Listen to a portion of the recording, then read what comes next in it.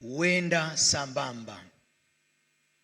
Na hivi ndivyo ambavyo ulimwengu wote na hasa wa Kristo tupo kwenye kipindi ambacho tunatafakari kuhusu mateso na kifo cha Yesu msalabani. Katika Ijumaa Kuu, Yesu Kristo alishtakiwa na kuhukumiwa kwa hila. Kisha akaingia kwenye mateso ambayo mwisho wa mateso haya ilikuwa ni kifo. Kwa hiyo ndani ya Ijumaa Kuu tunaona kushtakiwa na kuhukumiwa kwa Yesu kwa hila au kwa uongo, lakini pia kuteswa sana, kusulubiwa na hatimaye kufa msalabani. Wakati ule Yesu alipokamatwa na askari wa Kirumi, wanafunzi wake wote walimkimbia. Waliomkamata Yesu wakampeleka kwanza kwa Anasi, ambaye alikuwa ni kuhani wa kwanza, kuhani wa kawaida. Huyu Anasi akajaribu kuchunguza shauri la kukamatwa kwake Yesu. Akagundua kwamba Yesu Kristo hakuwa na hila. Anasi akampeleka kwa Kayafa kuhani mkuu. Kayafa kuhani mkuu alikuwa ni kiongozi wa baraza la dini ya Kiyahudi, mwenye uwezo mkubwa kidogo kuliko yule Anasi kuhani wa kwanza. Huyu kwenye upande wa dini ya Kiyahudi ana uwezo wa kumhukumu kidini juu ya mashtaka aliyoletewa. Wakati hawa waliomkamata Yesu wanampeleka kwa Kayafa kuhani mkuu, wazee na waandishi walikuwa wamekutanika hapo ili kusikiliza lile shauri. Naye Petro alimfuata Yesu kwa siri, akafika paka kwenye behewa la kuhani mkuu, akaingia ndani, akaketi kwa siri aone mwisho wa mambo hayo yatakuwaje. Wakuu wa makuhani pamoja na baraza lote likatafuta ushuhuda wa uongo ili wamhukumu Yesu kwa haraka na wamuue. Lakini hata hivyo hawakupata ushuhuda wowote ule. Wakatokea mashahidi wawili wa uongo ambao wakasimama kwenye baraza kuu, wakamwambia Kayafa kuhani mkuu ya kwamba tulimsikia mtu huyu alisema atalivunja hekalu la Mungu na kulijenga kwa siku 3. Kayafa akamuuliza Yesu juu ya ukweli wa mambo hayo, lakini Yesu alikuwa kimya. Matukio haya yote yanatendeka siku ya Ijumaa Kuu. Kayafa kuhani mkuu wa baraza la dini ya Kiyahudi akamwambia Yesu, na kuapisha kwa Mungu aliye hai, utuambie kama wewe ndiye Kristo mwana wa Mungu. Yesu akasema, wewe umesema. Akaongeza akawaambia, tangu sasa mtamwona mwana wa Adamu ameketi mkono wa kuume wa nguvu, akija juu ya mawingu. Kayafa aliposikia hayo, maandiko yanasema akalalua mavazi yake, akasema, umekufuru. Akawaambia, tuna haja gani tena juu ya mashahidi wengine? Ninyi wenyewe mmesikia maneno ya makufuru. mwaonaje juu ya mtu huyu? Wakuu wa makuhani na baraza na wazee wote wakasema, imempasa kuuawa.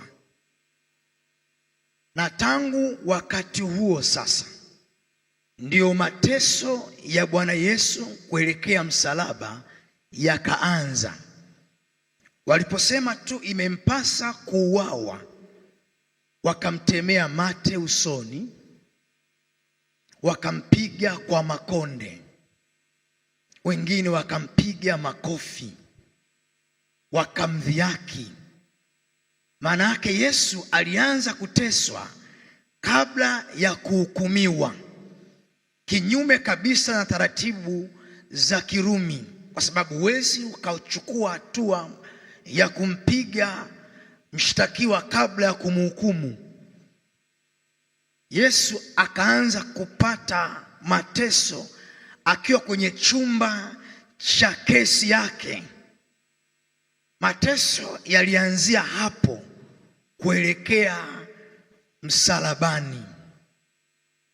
Hata hivyo, huyu kuhani mkuu Kayafa, baada ya kuchunguza sana, akagundua mtu huyu hana hila, hana kosa lolote. Akaamua ampeleke kwa Pilato. Pilato alikuwa ni gavana mkuu wa dola ya Kirumi wakati huo. Huyu Pilato alikuwa na mamlaka ya kiserikali kwa sababu alikuwa yuko ndani ya dola ya Kirumi. Ana uwezo wa kusurubisha, ana uwezo wa kuua, ana uwezo wa kuachilia mtu. Yesu akapelekwa kwa Pilato kwa mara ya kwanza. Pilato akachunguza pia na kumfanyia dhihaka nyingi. Akagundua kwamba Yesu hana kosa lolote. Pilato akaona asiingilie kati kumwaga damu ya mtu asiyekuwa na hatia. Akamtuma wampeleke kwa Herode. Herode alikuwa ni mkuu wa mkoa wa Galilaya, kwa maana Yesu naye anatokea Galilaya. Herode naye akamfanyia dhihaka hivyo hivyo, akamkejeli, akamtemea mate kwa Herode. Lakini mwisho wa siku Herode naye akagundua mtu huyu hana kosa lolote, ni mwenye haki. Akaamua kumpeleka kule kule tena kwa Pilato, kiongozi mkubwa wa serikali ya dola ya Kirumi. Bwana Yesu asifiwe sana. Hawa wote walithibitisha lile neno lisemalo, Yesu Kristo ni mwanakondoo wa Mungu asiyekuwa na hila, asiyekuwa na dosari. Kuanzia kwa Anasi, Kayafa, Pilato, Herode, wote walipochunguza wakagundua kwamba mtu huyu hana dosari lolote lile litakalomfanya auawe, kuthibitisha kilichonenwa ya kwamba Yesu Kristo ndiye hasa kondoo achukuaye dhambi za ulimwengu, asiyekuwa na hila.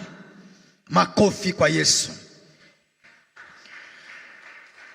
Kitabu cha Petro wa kwanza, ile sura ya kwanza mstari wa 19 inaeleza juu ya mwanakondoo asiyekuwa na hila. Nimekupitisha hivyo makusudi ili uweze kuona kila aliyechunguza shtaka la Yesu hakuona dosari lolote lile, ili kutimiza kilichoandikwa kwenye Petro wa kwanza sura ya kwanza mstari wa 19, bali kwa damu ya thamani kama ya mwanakondoo asiye na hila, asiye na waa, yaani ya Kristo, asiyekuwa na dosari, asiyekuwa na kosa lolote lile. Huyu Pilato alipoletewa sasa kwa mara ya pili Yesu, akataka amfungulie, amwachilie, lakini kwa sababu ya hofu ya wakuu wa makuhani, waandishi, Mafarisayo, Masadukayo na Wayahudi kwa ujumla wake, walikuwa wakipiga kelele ya kwamba asulubiwe. Pilato aliwauliza, ametenda kosa gani? Wao wakasema asulubiwe, kuonesha hata kosa hawafahamu, hawajui nini ambacho Yesu alifanya mpaka asulubiwe. Pilato akaomba maji, akanawa mbele yao na akasema, mimi sina hatia juu ya mtu huyu mwenye haki. Alafu wao wakasema, damu yake na iwe juu yetu na juu ya watoto wetu. Wakamfungulia Baraba ambaye alikuwa ni mfungwa, alikuwa ni mtu mnyang'anyi maarufu kipindi hicho. Wakaenda kumsulubisha Yesu. Sasa safari hii ya pili mara baada ya kuhukumiwa Yesu, sio tu kutemewa mate au kupigwa makofi na watu wa kawaida. Sasa alikwenda kuchapwa mijeledi. Na mijeledi ilikuwa ni aina fulani ya fimbo, kama waya si waya, kama mkia wa tai si mkia wa tai, lakini ni fimbo fulani ngumu ambayo kwenye ncha ya mwisho ya fimbo hiyo walikuwa wamefunga vipande vya chuma au vipande vya mifupa mikali, kiasi kwamba wakipiga kwenye mwili wa Yesu na kutoa, wanatoa na nyama. Bwana asifiwe sana. Sasa sio tu kejeli kama zile za Kayafa na wale viongozi wengine. Sasa Bwana Yesu anaingia kwenye mateso ya kupigwa mijeledi. Anapigwa mijeledi bila kuangaliwa huruma, bila kuonewa huruma. Mwinjilisti Mathayo kwenye Mathayo 27:27 anaonesha picha ya mateso ya Yesu kwenye mstari mmoja, vile ilivyokuwa mara baada ya kuhukumiwa. Mathayo 27:27 kwamba askari wote, kikosi kizima kilimzunguka Yesu. Kwanza, kabla hata ya kumpiga, wakamvua nguo, wakamvisha vazi jekundu, na wakamtengenezea pia taji ya miiba na kumfanyia dhihaka, na wakampigia magoti, wakasema, salamu mfalme wa Wayahudi. Na walikuwa wajui ufunuo wa vazi walilomvisha, lakini pia na taji ya miiba ambayo wamemvisha. Kwenye Mathayo 27 mstari wa 27 anasema kikosi kizima cha askari kilimweka Yesu mtu kati. Tupeleke mtumishi wa Mungu kwenye Mathayo 27:27. Ndipo askari waliwali wakamchukua Yesu ndani ya praitorio, wakamkusanyikia kikosi kizima. Sema kikosi kizima, sio mtu, kikosi kizima. Huyu akaanza kupiga huku, mwingine akaanza kupiga kule. Damu ya Yesu inamwagika, mateso makali anaanza kuyapata mara baada ya kuhukumiwa. Sasa vazi ambalo Yesu alikuwa amevishwa kwa kejeli na taji alilovishwa kwa kejeli, kwa dhihaka, hawa askari walikuwa wanatimiza unabii. Ni vile wanafanya vitu nje ya ufahamu wao, wakisema kwa dhihaka, mfalme wa Wayahudi, na kumpigia magoti. Na kumbe kweli Yesu Kristo ni mfalme kutoka Yuda, si mfalme wa Wayahudi tu, bali ni mfalme wa wafalme kwa watu wote. Bwana asifiwe sana. Vazi jekundu liliwakilisha vazi la kifalme, kwa sababu ndivyo wafalme walivyokuwa wakivaa, vazi jekundu ama vazi la zambarau. Lakini ule wekundu ulionyesha ya kwamba mfalme huyu sio mfalme wa kawaida, ni mfalme aokoaye kwa damu yake, Ndio maana vazi lilikuwa jekundu. Walitimiza unabii pasipo wao kujua ya kwamba huyu tunayemtendea ndiye mfalme wa wafalme, atakayewaokoa watu wote kwa damu yake takatifu. Sema amen. Lakini taji ya miiba iliwakilisha laana, kwa sababu kule kwenye Adamu, kwenye kitabu cha Mwanzo, mara baada ya dhambi ya Adamu na Hawa, tunaona nchi ikazaa miiba na mimbigili. Hii miiba ikawakilisha sehemu ya laana, kwamba Kristo Yesu sasa amekuja kuchukua laana zetu. Kwenye kitabu cha Wagalatia sura ya 3 mstari wa 13, Wagalatia 3:13, Kristo Yesu alifanyika laana pale msalabani. Bwana Yesu asifiwe sana. Kristo alitukomboa katika laana ya torati, kwa kuwa alifanywa laana kwa ajili yetu. Maana imeandikwa, amelaaniwa kila mtu aangikwae juu ya mti. Tutakuja hapa kukaa kwenye andiko hili hapo baadaye. Lakini hili taji la miiba liliwakilisha sehemu ya mtu ambaye anakuja kubeba laana ya ulimwengu. Bwana Yesu asifiwe sana. Kitendo cha kumvisha Yesu kwenye kichwa chake kilionyesha Yesu Kristo ndiye ambaye amekuja kukomboa akili na fahamu zetu ambazo shetani alicheza nazo hapo mwanzo. Huyu ni mkombozi si tu wa roho, bali mkombozi wa akili na fikra zetu. Sema amen. Bwana Yesu asifiwe. Kwa hiyo wakaanza kumtesa na kumfanyia dhihaka, kumtania, bila kujua kwamba huyu hakika ni mfalme wa kweli, sio wa kuigiza, sio wa kiutani tu, bali ni mfalme wa kweli. Alafu wakamvua na nguo hapo baadaye, wakamtembeza akiwa mtupu. Yesu ni mtu mzima. Bwana Yesu asifiwe sana. Akatembezwa kama alivyo. Wakina mama waliomuona sijui ilikuwaje, bila shaka walifunika nyuso zao, lakini maandiko yanasema wakamlilia Yesu. Yesu akawaambia, msinililie mimi, bali walilieni watoto wenu na nafsi zenu. Bwana Yesu asifiwe sana. Mateso yakawa ni makali, amepigwa na sasa anatembezwa akiwa hana nguo kamili, na wenye kuandaa msalaba wakauandaa msalaba. Na watu wa Mungu, tunaposoma msalaba tunafikiri kama kipande fulani cha mti kidogo. Hapana, haikuwa hivyo. Msalaba ulikuwa ni mti mzito. Bwana asifiwe sana. Ulikuwa ni kipande cha mti kirefu kiasi kwamba alipotungikwa pale alikuwa yuko juu, kuonesha kipande kilikuwa ni kikubwa sana, sio chepesi.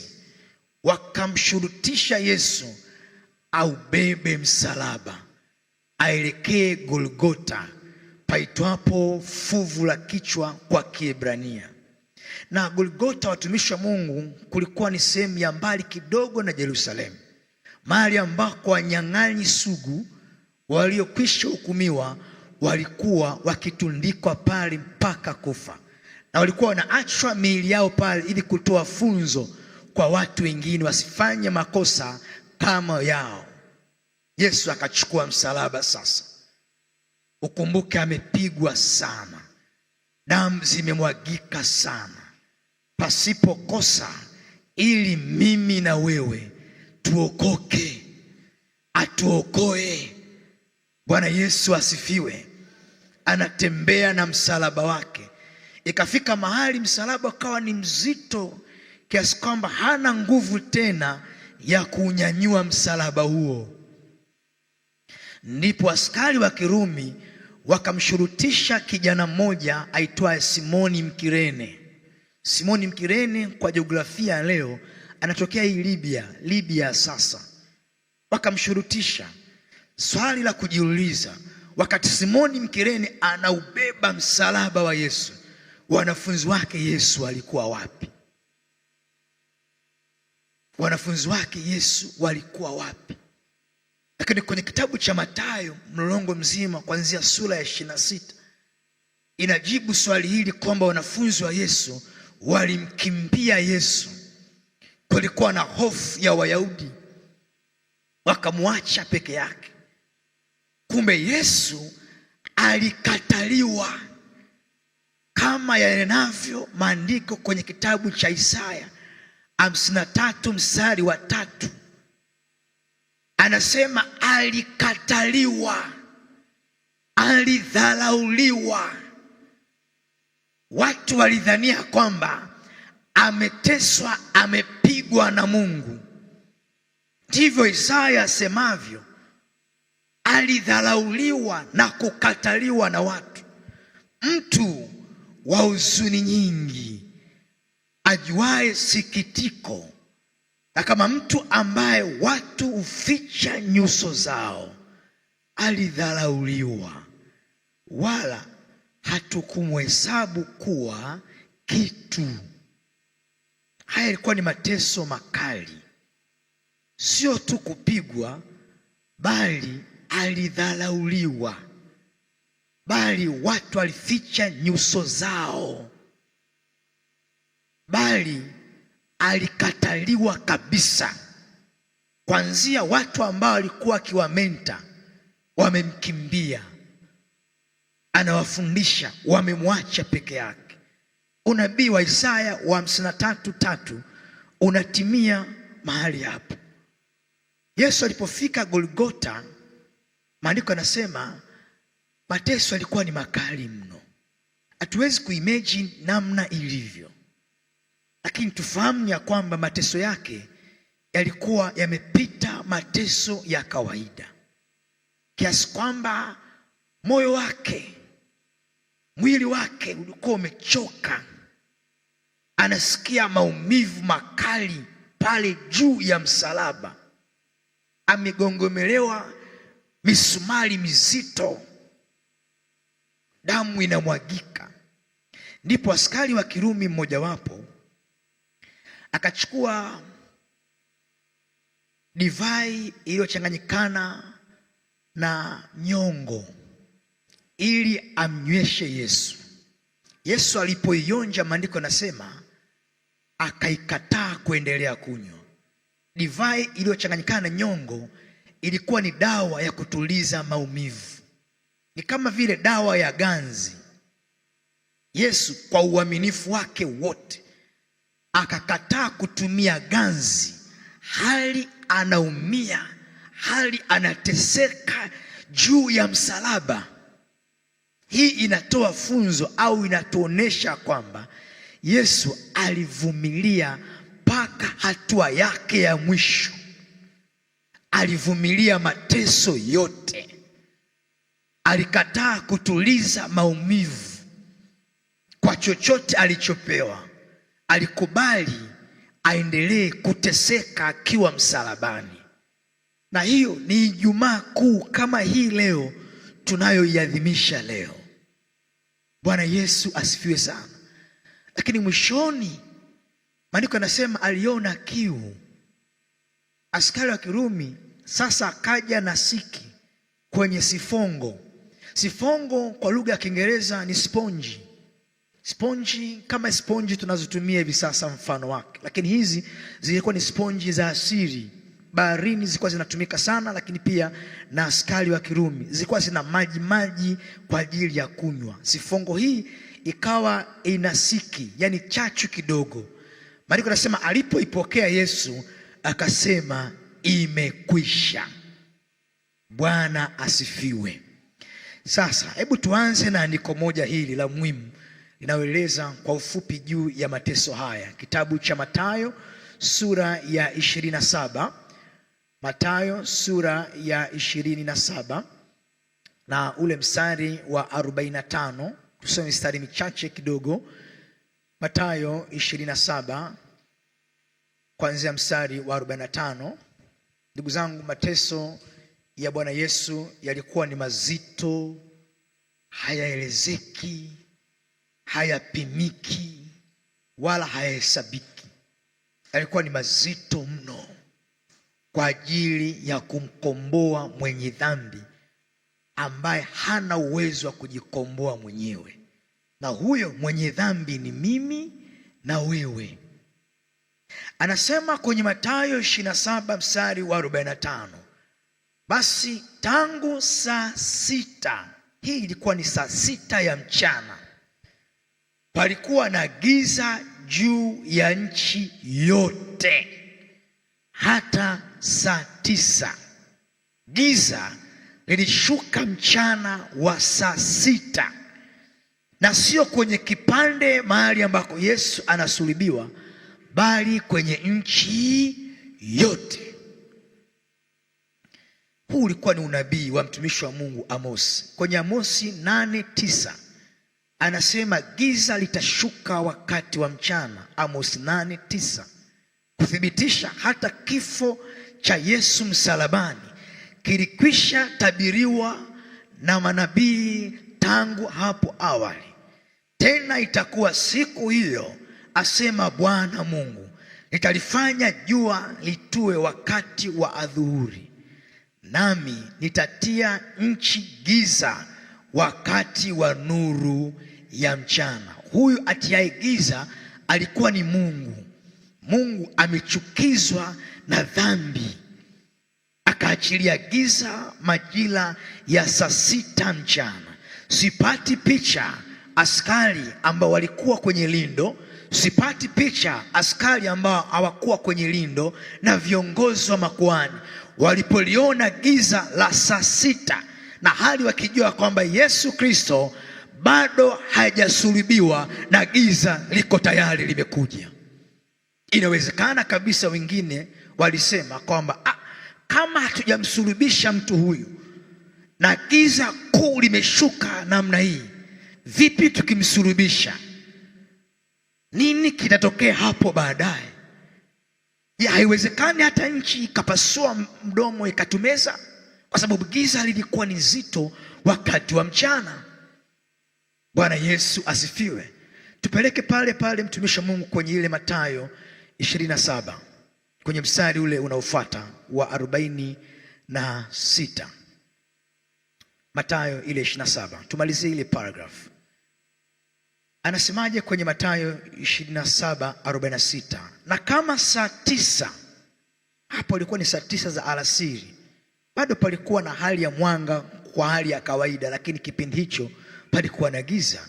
Na kama saa 9, Yesu akapaza sauti yake kwa nguvu akisema, Eloi, Eloi, lama sabaktani, yani Mungu wangu, Mungu wangu, mbona umeniacha?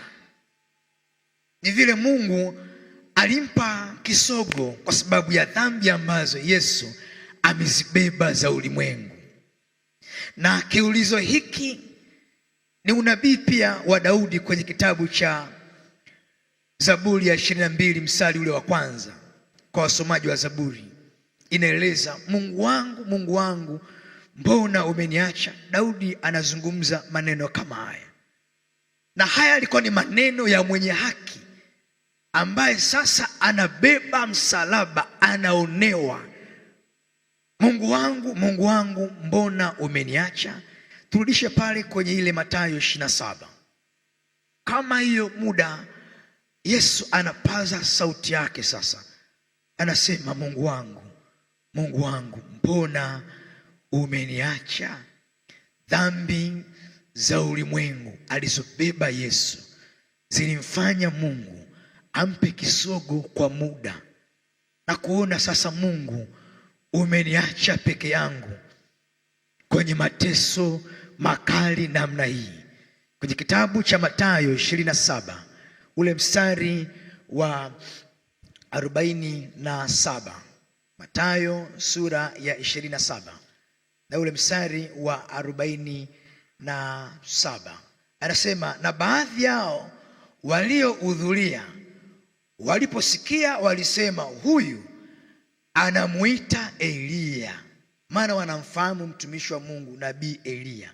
Akasema huyu bila shaka kwa namna hii anamuita Eliya.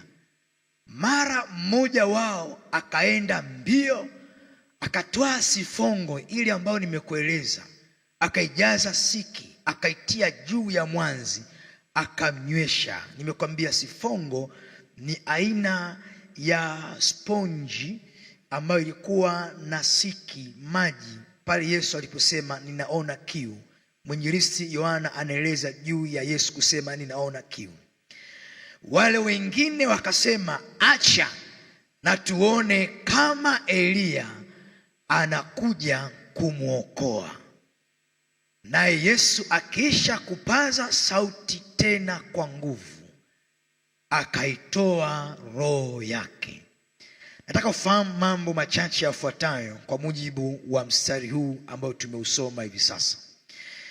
Jambo la kwanza, kwenye kifo cha Yesu Kristo, Yesu hakufa kwa kulazimishwa na mtu ama watu, bali alikuwa na mamlaka katika uhai wake. Yesu hakulazimishwa kufa na mtu yoyote ama watu wowote, bali alikuwa na mamlaka katika uhai wake mpaka mwisho. Yohana sura ya 10 mstari wa 17. Yohana sura ya 10 na ule mstari wa 17. Tusome mpaka mstari wa 18. Yohana 10 mstari wa 17. Anasema, ndipo saa Baba anipenda kwa sababu nautoa uhai wangu ili niutwae tena. Hakuna mtu aniondoleaye, bali mimi nautoa mwenyewe, nami ninao uweza wa kuutoa, ninao na uweza wa kutwaa tena. Bwana asifiwe. Kumbe Yesu pale msalabani alisalimisha roho yake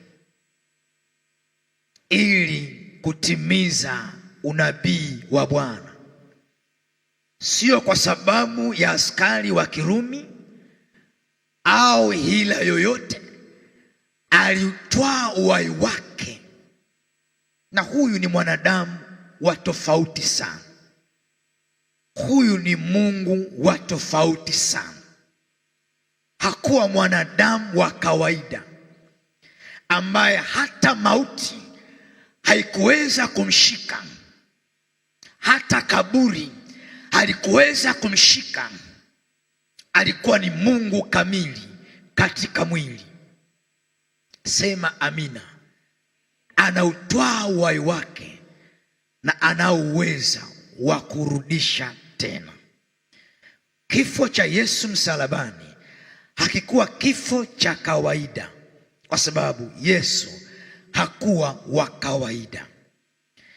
Lakini pili, Yesu hakuwa na dhambi yoyote hata ateswe namna ile, isipokuwa alifanyika dhambi kwa ajili ya kutuokoa sisi wenye dhambi. Yesu hakuwa na dhambi yoyote, bali alifanyika dhambi kwa ajili ya kutuokoa sisi. Wakorinto wa pili sura ya 5 mstari wa 21. Wakorinto wa pili sura ya 5 mstari wa 21. Yeye asiyejua dhambi alimfanya kuwa dhambi kwa ajili yetu, ili sisi tupate kuwa haki ya Mungu katika yeye. Ijumaa Kuu, tunapokumbuka mateso na kifo cha Yesu Kristo msalabani, tuwe na mtazamo huu ya kwamba kifo chake Yesu hakikuwa kifo cha kawaida, Matukio ambayo yaliambatana na kifo cha Yesu msalabani yanaeleza upekee na utofauti wa kifo cha Yesu. Giza kama ambavyo tumeliona hapo, nchi nzima kuwa na giza kwa sababu ya mwanaume mmoja. Alafu sio giza tu, kiendelea kusoma lile andiko la Mathayo 27:45 na kuendelea tulikosoma pale, anasema tetemeko la nchi likatukia wakati ule, kuonesha kuna mtu ambaye sio mtu wa kawaida amewambwa msalabani. Nchi nzima ikawa na tetemeko kuu. Alafu kama haitoshi kuonesha kifo chake kilitokea Ijumaa Kuu, sio cha kawaida, pazia la hekalu likapasuka. Na watu wanadhani ya kwamba pazia lilipasuka kuanzia juu kushuka chini, lilianzia chini kwenda juu, kuonesha hii sio hali ya kawaida ya upasuko wake. Na kulikuwa na maana ambayo tutakwenda kuiona baadaye. Na mwinjilisti Mathayo kwenye Mathayo 27 ulikoandika hapo mstari wa 45 na kuendelea, anaeleza juu ya namna kifo cha Yesu kilikuwa cha ajabu. Zaidi ya hayo, anasema mpaka makaburi yakafumuka, wakatoka watakatifu wakaingia mjini. Mathayo anatoa picha ya kwamba kupitia Kristo Yesu wote waliolala hao ni wazima, bado wako hai, wamefufuka tayari katika Bwana Yesu. Sema amen. Ongeza makofi kama mama pigavyo makofi kule nyuma. Bwana Yesu apewe sifa. Sasa kifo cha Yesu msalabani kinaeleza juu ya mambo yafuatayo.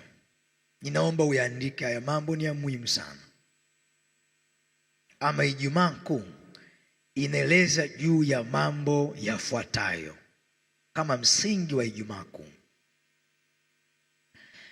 Kifo cha Yesu msalabani kinaeleza juu ya mambo yafuatayo. Jambo la kwanza ni kuisha kwa agano la kale na kuanza agano jipya.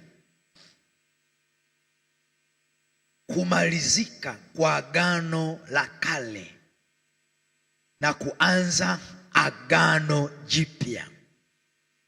Watu wengi hawajui kwamba agano la kale lilianza wakati gani, likaisha wakati gani, na agano jipya lilianzia wakati gani. Agano la kale lilianza kwenye kitabu cha Kutoka ile sura ya 19 pamoja na sura ya 20. Wakati ule Mungu anampa Musa sheria, na agano hili likatembea, likaenda, likamalizika msalabani. Damu ya Yesu ya msalaba ikaanzisha agano jipya. Haya yalitukia siku ya Ijumaa Kuu. Kwenye Yohana sura ya 19 mstari wa 20. Yohana 19:20. Yohana 19:20. Tusome 30, tuache 20, tusome 30. Yohana 19 mstari wa 30. Yesu alipokwisha kuipokea ile siki yenye sifongo hiyo, alisema imekwisha. Tafsiri ya neno imekwisha ni pamoja na kumalizika kwa agano la kale na kuanza agano jipya ndani ya damu yake. Nikueleze kidogo tena. Agano lilihusisha damu. Kwa watu wanaofahamu maandiko, hakuna agano bila damu. Damu lazima ihusike kwenye agano lolote lile. Na kwenye maagano yote mawili, agano la kale na agano jipya, yote mawili damu ilihusika. Lile la kale Musa alipewa maelekezo ya kwenda kutoa wanyama. Kinachotafutwa kwenye wanyama ni damu. Hili agano jipya, Yesu anamwaga damu yake, damu ya agano jipya. Sema amina. Bwana Yesu asifiwe. Kitabu cha Mathayo sura ya 26 mstari wa 28. Mathayo 26 mstari wa 28. Naomba uandike pia na maandiko yafuatayo. Andika hilo kwanza, Mathayo 26:28. Alafu pia andika Luka sura ya 22 mstari wa 20. Luka 22:20. Alafu andika pia na Wagalatia sura ya 9 mstari wa 16. Wagalatia sura ya 9 mstari wa 16 hadi wa 17. Tusome maandiko mawili kati ya haya. Tusome kitabu cha Luka sura ya 22 mstari wa 20. Kile ambacho kilifanyika ni kumaliza agano la kale na kuanza mara moja agano jipya. Anasema kikombe nacho vivyo hivyo baada ya kula, akisema, kikombe hiki ni agano jipya katika damu yangu inayomwagika kwa ajili yenu. Haya maneno Yesu aliyasema kabla ya kusulubiwa kwake, kwa sababu anajua sasa anakwenda kuanzisha agano jipya kwa damu yake takatifu. Ukisoma kwa muda wako kitabu cha Waebrania sura ya 9 ambayo umeandika mstari wa 16, inaeleza juu ya maagano yote mawili yalihitaji damu. Lakini hakuna agano ambalo linasimama kama yule wa kwanza asipokufa kwanza. Umetuwekea. Anasema maana agano la urithi lilipo lazima iwepo mauti yake aliyelifanya. Mstari wa 17. Kwa maana agano la urithi lina nguvu palipotukia kufa kwa mtu. Huyo sasa anazungumzwa Yesu. Kwa kuwa halina nguvu kabisa ikiwa yu hai yeye aliyelifanya. Ukiendelea mstari wa 18, kwa hiyo hata lile la kwanza halikuanzwa pasipo damu. Na utaendelea kwa muda wako. Na anafika maana anasema vitu vyote, vitabu vyote vilisafishwa na nini? Na damu. Bwana Yesu asifiwe sana. Kumbe kifo cha Yesu Kristo kinahusu juu ya kumalizika kwa agano la kale na kuanza kwa agano jipya. Hii ina maana kwamba kama Yesu asingeuendea msalaba, asingekubali mateso, asingepigwa na kufa pale msalabani, hii ina maana hata leo tungelikuwa bado kwenye agano la kale, na tusingelikuwa na nguvu hii tuliyokuwa nayo leo, kwa sababu Yesu hakwenda msalabani. Lakini kwa sababu Yesu alikwenda msalabani akafa, leo ni watu wengine. Leo tumehamishwa kwenye agano la kale na kuwekwa kwenye agano jipya kwa damu yake takatifu. Tuna nguvu na uhalali wote kwa sababu Bwana alitufia pale msalabani. Makofi tena mengi kwa Yesu. Jambo la pili, sadaka ya upendo wa Mungu.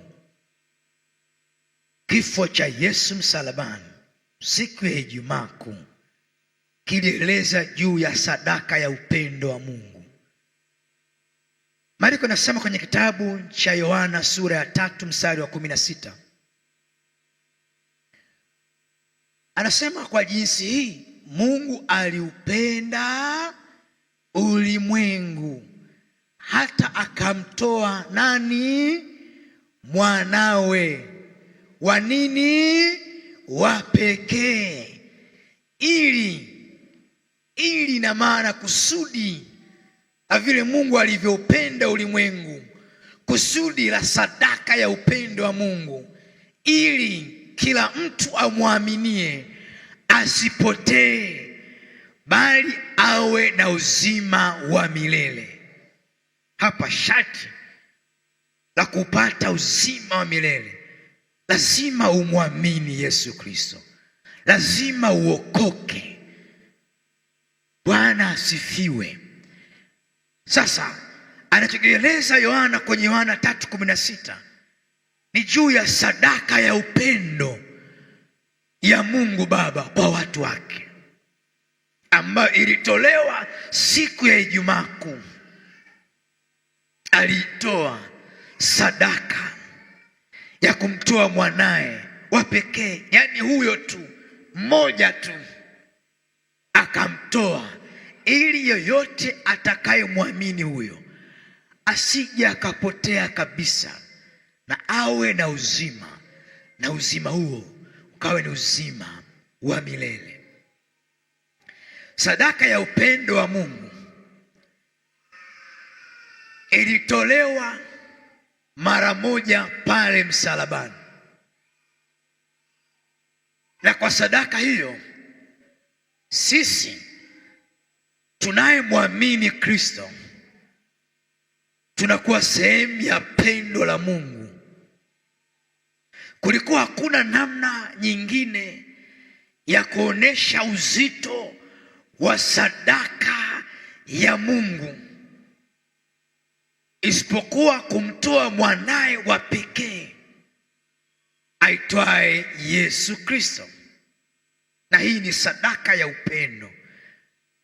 Mungu anatupenda sana. Sema amen.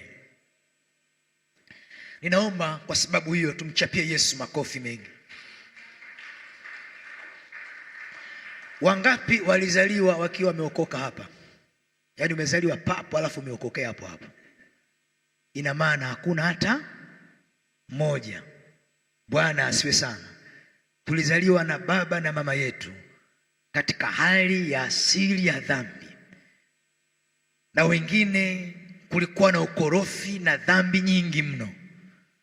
Lakini kwa sababu ya upendo wa Mungu, alipomtoa mwanae wa pekee, siku ambayo Bwana akatuzaa upya kwa wokovu mkuu, tukahamishwa tangu siku hiyo. Leo hii sio tena wa mtu wa zamani, sio tena wa wale wa zamani. Kwa maana wa zamani yamkini ulikuwa unakunywa pombe, ulikuwa ni mlevi, ulikuwa ni muhuni na dhambi nyingi mno. Lakini kwa huruma za Bwana, kwa upendo wa Bwana, amekununua kwa damu ya agano jipya, amekuhamisha kutoka dhambini, amekuleta kwa mfalme wa mwana wa pendo lake. Leo unaitwa mtumishi wa Bwana, leo unapewa heshima usiyostahili. Hakika Bwana anatupenda. Sema ninapendwa na Mungu. Sema sadaka ya upendo wa Mungu i juu yangu. Sema i ndani yangu. Upendo wa Mungu ni wa pekee. Makofi tena kwa Yesu Kristo. Hakika anatupenda upeo. Sema amina. Lakini jambo la tatu ni uwezo wa kuingia patakatifu pa patakatifu moja kwa moja. Kifo cha Yesu msalabani kiliweka uwezo wa kuingia patakatifu pa patakatifu moja kwa moja. Mathayo 27:51. Nimekueleza hapo mwanzo, pazia la hekalu lilipasuka, kiashiria kwamba sasa kuna kizuizi cha muumini yoyote kwenda kwa Mungu Baba, kuzama kilindini, kuzama kwenye uwepo wa Bwana, kuomba kwa Mungu. Tena sio kuomba tu vivi hivi, kuomba kwa kuugua. Uwezo huu tumepewa pale msalabani wa kuingia patakatifu pa patakatifu. Kwa historia tu, kwa sababu ya muda, zamani ilikuwa ni kuhani pekee aingiaye huko, tena uingia mara moja kila mwaka, na aingiapo lazima atubu na atubu dhambi juu za watu. Lakini sio hivyo peke yake tu, ilibidi atoe sadaka za wanyama, amwage damu nyingi mno. Na wakati mwingine pamoja na yote hayo walifiaga huko huko hekaluni, kuonesha sadaka ya mnyama haiokoi, isipokuwa sadaka ya damu ya Yesu ndio sadaka pekee inayookoa. Sema amen.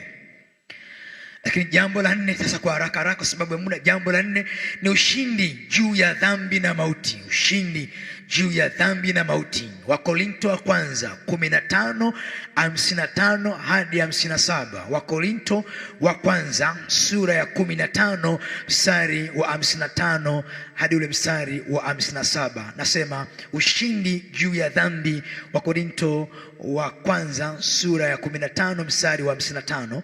Andika pia Waebrania sura ya pili mstari wa 14 hadi wa 15. Waebrania sura ya pili mstari wa 14 hadi wa 15. Tafadhali tupeleke kwenye kitabu cha Wakorintho wa kwanza, hiyo sura ya 15 mstari wa 55 hadi mstari ule wa 56. Tusome huu mstari moja tu. Anasema, kuwapi ewe mauti kushinda kwako? Uwapi ewe mauti uchungu wako? Kuonesha kwamba kwenye mstari huu tu kwanza, hata kabla ya kuendelea, turudishe hapo mtumishi wa Mungu katika mstari huu tu wa kwanza, kuwapi ewe mauti kushinda kwako? Hii inaonesha mauti ilikuwa ina nguvu kabla ya msalaba wa Yesu, kabla ya kifo cha Yesu na kufufuka kwake siku ya Pasaka ya Jumapili. Mauti ilikuwa ina nguvu. Anasema, kuwapi sasa ewe mauti kushinda kwako? Uwapi ewe mauti uchungu wako? Kuonesha mauti pia imebeba uchungu. Anasema mstari unaofuata, mstari wa 56, uchungu wa mauti ni dhambi na nguvu za dhambi ni torati. Mstari unaofuata 57, lakini Mungu na ashukuriwe atupaye kushinda kwa Bwana wetu Yesu Kristo. Ashukuriwe Mungu anayetupa kushinda. Hii nguvu ya kushinda dhambi, nguvu ya kushinda mauti imetokana na pale kwenye kazi ya msalaba. Anasema ashukuriwe huyu ambaye ameifanya kazi ya msalaba. Ametupa nguvu ya kushinda mauti, ametupa nguvu ya kushinda dhambi. Sema amina. Unaweza ukajiuliza sasa, tunachinaje mauti? Ukiomba kwa jina la Yesu kuifukuza mauti, inaondoka. Sema amina. Hiyo nguvu ya kuiondoa, maanake ilikwisha ondolewa pale Golgotha. Sasa unathibitisha kwa imani yako, unakiri kilichofanyika Golgotha, kwamba mauti toka, achia mtu huyu, na inaondoka moja kwa moja kwa sababu unayo nguvu hiyo. Sema amen. Jambo nyingine ni upatanisho na Mungu. Tumalizie hili la mwisho, upatanisho na Mungu. Wakolosai 1 mstari wa 20. Malizia tena la mwisho, msamaha wa dhambi zetu. Yaani haya yote yanapatikana kwenye msalaba wa Yesu. Yako mengi lakini haya yanatosha. Msalaba, msamaha wa dhambi zetu. Nimesema upatanisho na Mungu, Wakolosai sura ya kwanza mstari wa 20. Lakini pia jambo nyingine, tunapata msamaha wa dhambi zetu. Mathayo 26:28. Sasa utasoma kwa muda wako hayo, nionyeshe tu hili la Wakolosai 1:20 peke yake. Wakolosai sura ya kwanza mstari wa 20, tunaliona msalaba wa Yesu ukizungumza juu ya upatanisho na Mungu. Anasema, na kwa yeye kuvipatanisha vitu vyote na nafsi yake, akiisha kufanya amani kwa damu ya msalaba wake. Kwa yeye, ikiwa ni vitu vilivyopo juu vilivyo juu ya nchi au vilivyo mbinguni. Anasema kwa damu ya msalaba alivipatanisha vitu vyote. Sasa kumbe na sisi dhambi ilitutenga kabisa mbali na Mungu. Na hata leo pia kitenda dhambi, sawa sawa na Isaya 59:2, maovu yenu, dhambi zenu zimewafarakanisha na Mungu. Hata leo kitenda dhambi, dhambi zinauficha uso wa Mungu. Lakini kwa njia ya damu ya Yesu katika toba, unapata upatanisho upya na kuanza upya maisha ya wokovu. Bwana Yesu asifiwe sana. Sasa naomba uandike haya maneno ya muhimu. Andika: mojawapo ya tendo la kiimani la kuonyesha kwamba sisi tumepatanishwa na Mungu. Arudia, mojawapo ya tendo la kiimani, tena ni tendo kubwa sana la kiimani, la kuonyesha kwamba sisi tumepatanishwa na Mungu ni kushiriki meza ya Bwana.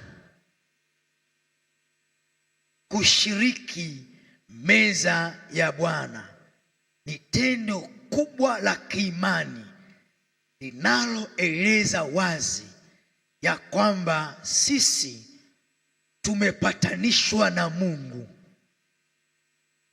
Meza ya Bwana ambayo leo pia muda si mrefu tutakwenda kushiriki.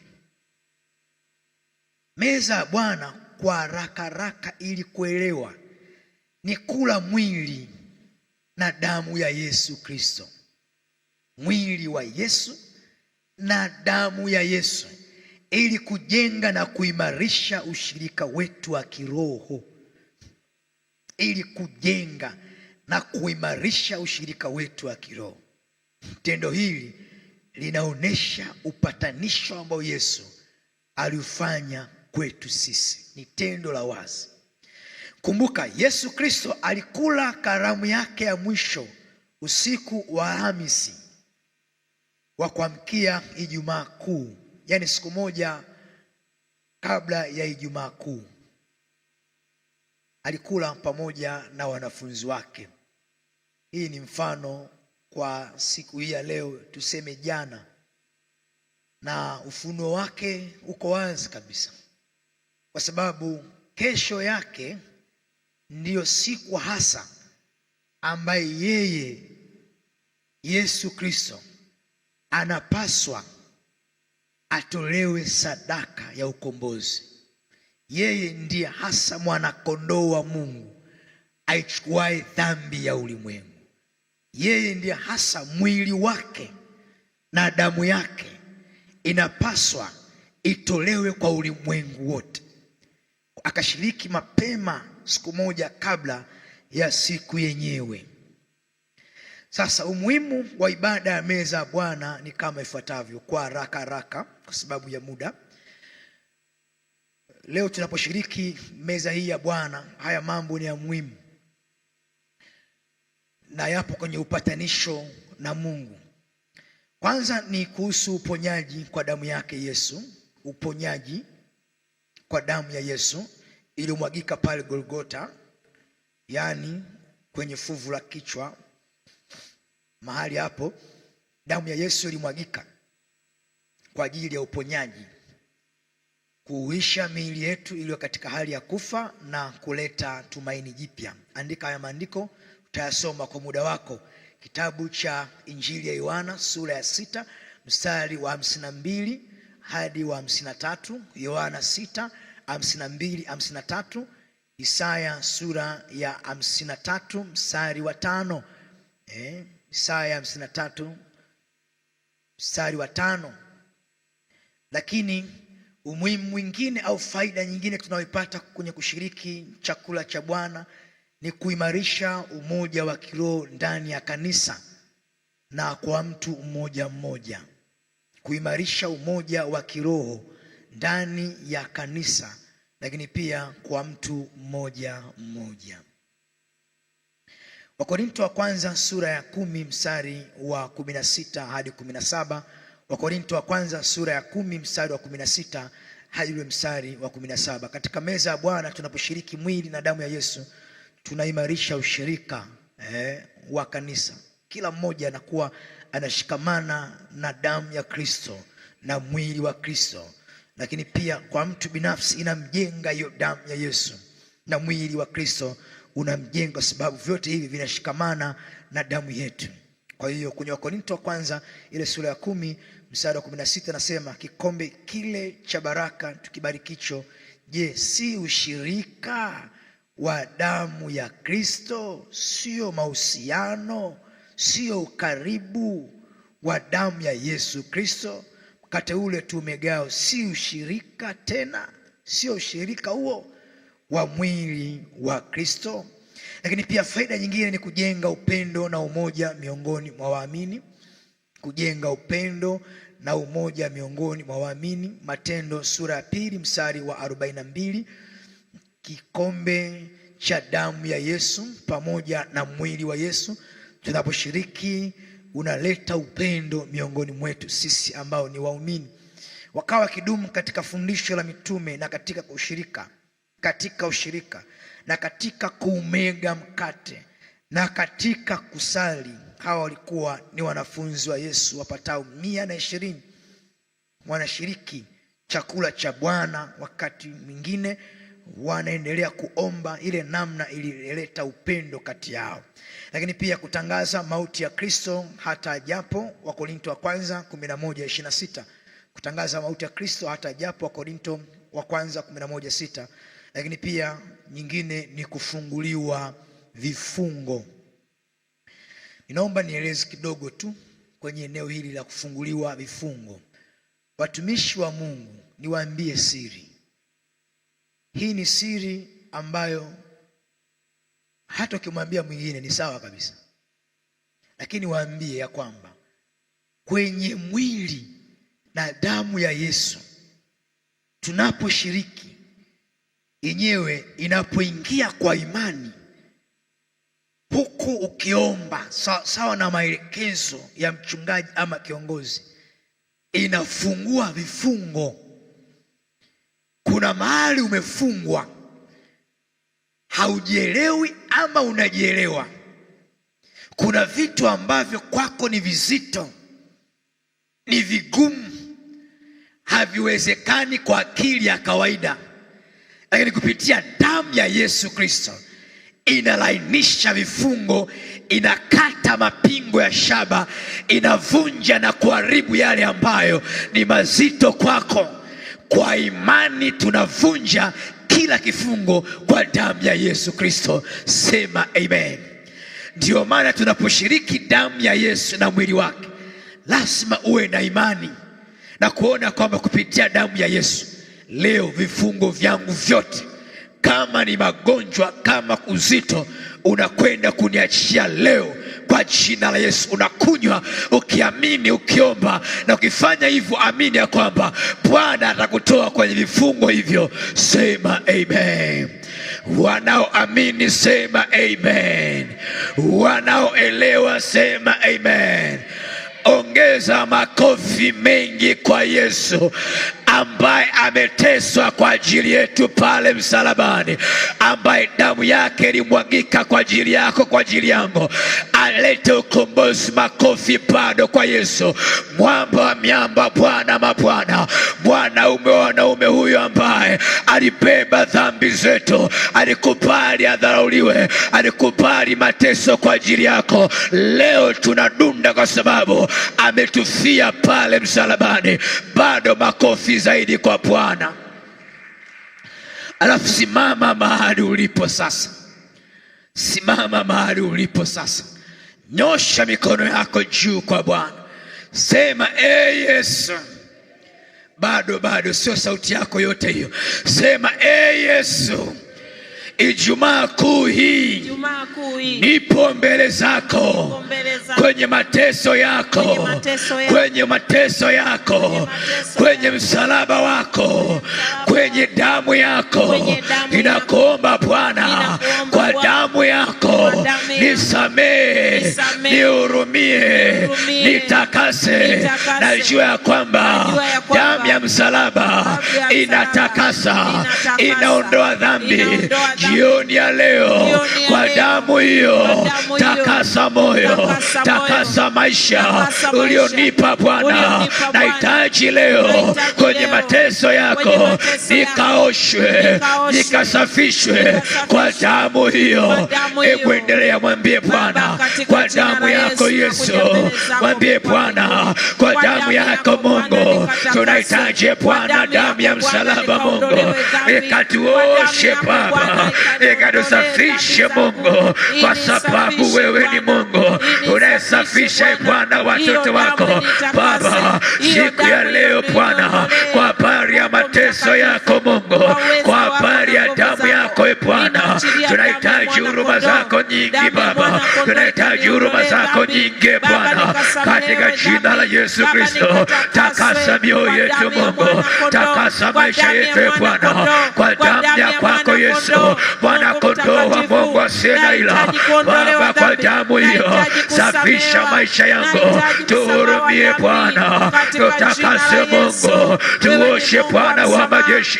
Tunahitaji huruma zako nyingi Baba, takasa mwenyewe Mungu, ukatuhurumie Bwana, ukatutakase Baba, kwa uweza wako Mungu Baba. Tunaomba leo ukatuhurumie Mungu mkuu, tuoshe Bwana, tusafishe Mungu kwa damu yako Baba. Tunahitaji huruma zako nyingi kwa damu yako Bwana, ukatuoshe Mungu, tusafishe Baba, katika jina la Yesu Kristo. Tunahitaji huruma zako nyingi, Yesu Kristo, kwa kuwa Bwana wa majeshi, wewe ni Mungu ambaye damu yako ilimwagika Bwana kwa ajili yangu Baba. Naomba leo ukanihurumie Bwana, ukanihurumie Baba, katika jina la Yesu. Makofi mengi kwa Yesu. Yesu alivumilia mateso ya msalaba. Yesu alikubali kudharauliwa.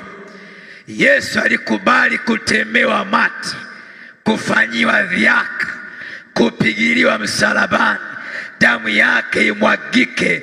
Alikubali kifo kwa ajili yangu, kwa ajili yako. Hebu sema, Yesu, siku ya leo uliteswa Bwana, uliteswa Bwana, uliteswa Bwana kwa mateso makuu.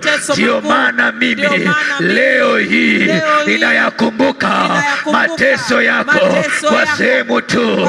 Ninaomba Bwana, nipe neema ya kuvumilia aibu zote, fedheha zote kwa ajili yako. Nipe neema ya kuvumilia mateso yote kwa ajili yako. Nipe neema ya kudharau aibu yoyote kwa ajili yako.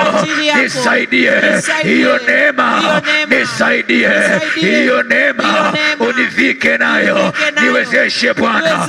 Endelea kuomba hiyo neema, neema ya kuidharau aibu kwa uweza wako Bwana wa mabwana, kama vile ambavyo Mungu Yesu Kristo uliteswa Bwana msalabani.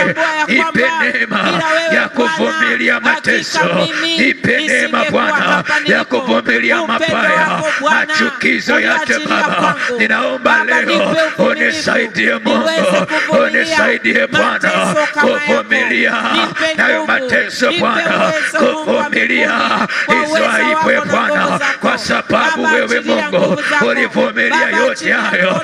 Yesu Kristo, ninahitaji Bwana wa majeshi, nipe neema hiyo Bwana ya kuvumilia mateso Bwana, mateso Bwana, nipe neema hiyo, nipe uvumilivu Bwana. Baba, Baba, niko mbele zako. Nahitaji leo hiyo neema ya Bwana na nguvu mpya.